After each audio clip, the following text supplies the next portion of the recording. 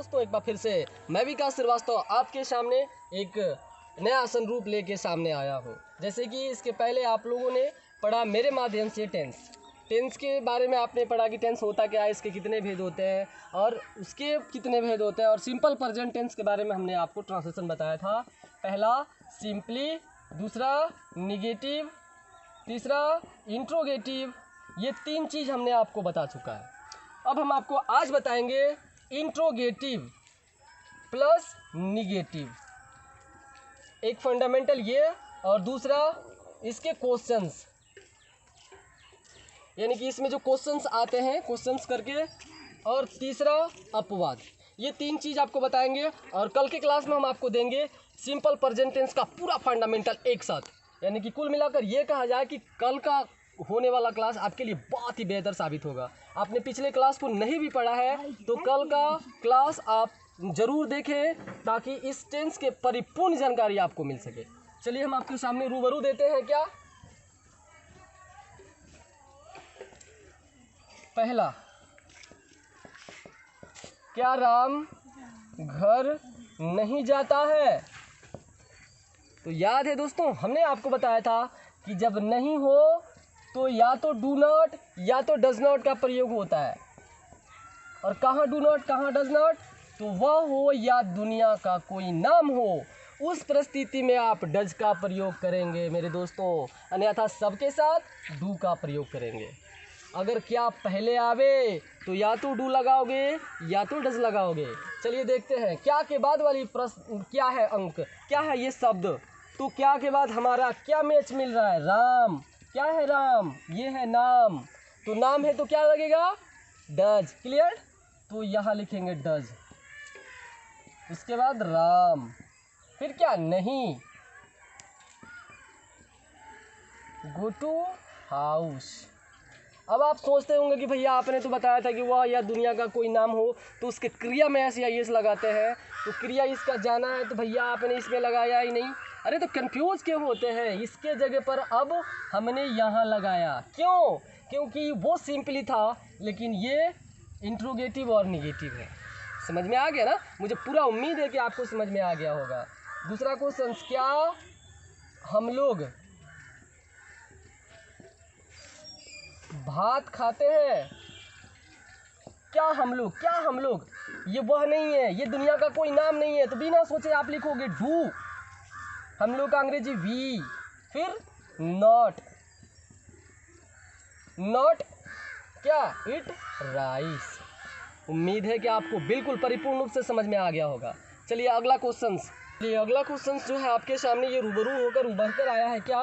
राम कहाँ जाता है? देखिए सोचने वाली बात है ये। या राम क्या खाता है?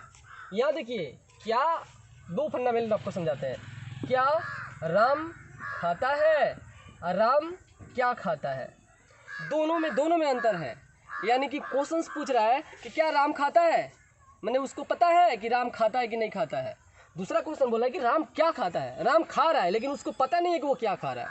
तो ये दो फंडामेंटल होता है। अगर क्या पहले हो तो या तो डू लगाएंगे या तो डज लगाएंगे, ये इसके अनुसार से। लेकिन अगर क्या बीच में रहे मेरे भाई तो आप डू या डज का प्रयोग कतई नहीं करेंगे, करने के बाद वो बिल्कुल गलत हो जाएगा।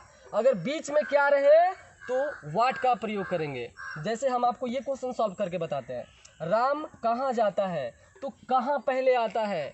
कहाँ का अंग्रेजी क्या होता है मेरे दोस्तों? वेयर। उसके बाद या तो डू लगेगा या तो डज लगेगा। तो डू क्यों लगेगा, डज क्यों लगेगा, ये सारी फंडामेंटल हमने आपको पहले ही पढ़ा दिया है। ये राम नाम है ना तो डज लगेगा। Where does Ram go. Clear? आप क्यों हंसते हैं? इसमें क्वेश्चंस क्या है? क्यों? वाई। तो वाई को बाहर लिख देंगे। वाई, यहाँ आप है ना तो डू लगाएंगे। वाई डू, क्या? वाई डू यू, क्योंकि आप है ना, लाफ। तीसरा, एक ट्रांसलेशन होता है जो तो करके होता है। मैं जाता तो हूँ, तुम खाते तो हो, राम लिखता तो है, मैं हंसता तो हूँ। तो ऐसी परिस्थिति में तो का अंग्रेजी या तो डू होता है या तो डज होता है। अब ये बताने की ज़रूरत नहीं है, आप बिल्कुल परिपूर्ण रूप से जानते हैं कि कहाँ डू और कहाँ डज लगता है। फिर वही प्रक्रिया, ये समझ में आ गया होगा आपको, मुझे पूरा विश्वास है। तो मैं खाता तो हूँ, आई डू इट। क्लियर? हम लोग, तुम, आप, ऐसा कुछ भी रहता तो आप लिखते डू करके, और वो ये सारी समस्याओं में से अगर उत्पत्ति होके आते तो आप लिखते डज। क्लियर? तीसरा अगला क्वेश्चन, मैं थाली में खाता हूँ। क्या? मैं थाली में खाता हूँ। अगर राम कलम से लिखता है। ये दोनों क्वेश्चंस मैं आपको अभी नहीं बताऊंगा, क्योंकि बहुत ये मार्मिक क्वेश्चंस है, और मैं चाहता हूँ कि कमेंट के माध्यम से इसका ट्रांसलेशन हमें बताएं। आप कितना दिमाग लगाते हैं इस पर। हालांकि ये जो है इसी टेंस के आधार पे बनेगा, लेकिन मैं चाहता हूँ इसको बनावें, क्योंकि इसको बनाने के बाद मैं आपको इस कमेंट को कल पढ़ के बताऊँगा। इसमें ढेर सारी कॉमेडी सी बातें आएंगी, एक से एक ट्रांसलेशन मिलेगा, क्योंकि ये ट्रेंड्स के आधार पे नहीं, ये मस्तिष्क के दिमाग के आधार पे बनेगा। तो आप उम्मीद रखते हैं कि आप इसको सॉल्व करेंगे। फिर हम आपको कल बताएंगे कि आपका आंसर क्या था, और मैं सिलसिलेवार से आपको ये रूबरू कराऊंगा, मुखातिब कराऊंगा। क्वेश्चन हम आपके सामने लेके प्रस्तुत हुए हैं। क्या? मेरी माँ मुझे प्यार करती है। आप तो सोचते होंगे कि भैया इतना दिन से बता रहा था कि वह हो दुनिया का कोई नाम हो तो उसमें ऐसे IS का प्रयोग करते हैं, तो ये कौन सा ड्रामा हुआ कि मेरी माँ मुझे प्यार करती है, इसमें तो वह नहीं है, दुनिया का कोई नाम नहीं है। तो इसको कैसे बनाएंगे आप लोग कि माई मदर लव मी। क्या बनाओगे? My mother love me, my mother love me, ऐसे बनाओगे आप, क्योंकि भैया ऐसे ही पढ़ाया है ना। नहीं, तो ये गलत हो जाएगा, क्योंकि ये फंडामेंटल हमने आपको बताया ही नहीं था। आपको याद है कि हमने आपको बोला था कि आप ज़्यादा दिमाग नहीं लगाओगे, जो मैं बताऊंगा बस उतना ही ध्यान रखोगे। इसको मैं रखा था कि आखिर में मैं आपको बताऊं। तो चलिए, मेरा मेरी से संबंधित कोई वाक्य हो, मेरा मेरी से संबंधित कोई वाक्य हो, तो उस परिस्थिति में भी एस या IS का प्रयोग करते हैं। समझ में आ रहा है ना?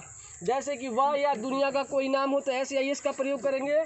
उसके अलावा मेरा मेरी से संबंधित कोई भी वाक्य हो तो उसमें भी एस या IS का प्रयोग करते हैं। चलिए, जैसे मेरी माँ मुझे प्यार करती है तो माई मदर लव नहीं, लव्स मी। क्लियर? मेरी पत्नी मुझे पसंद करती है तो माई वाइफ, पसंद मतलब likes me.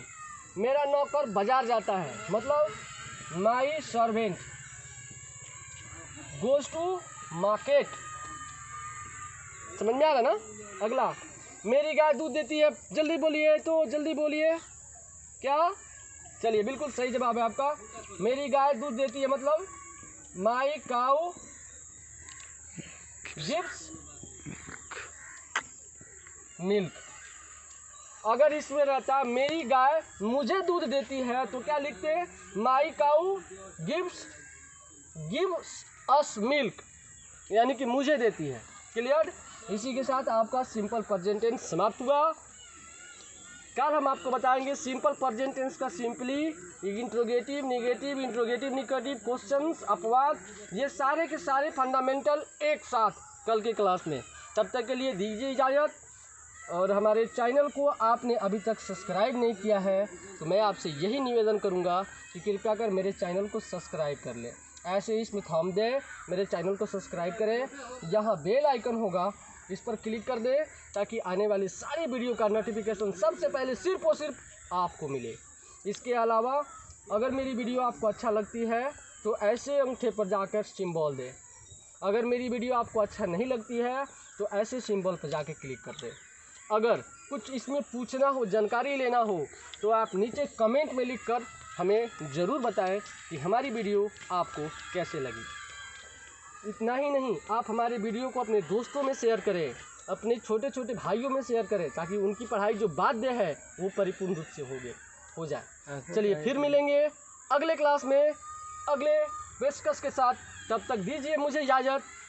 Good bye, best of luck, खुदा हाफिज़।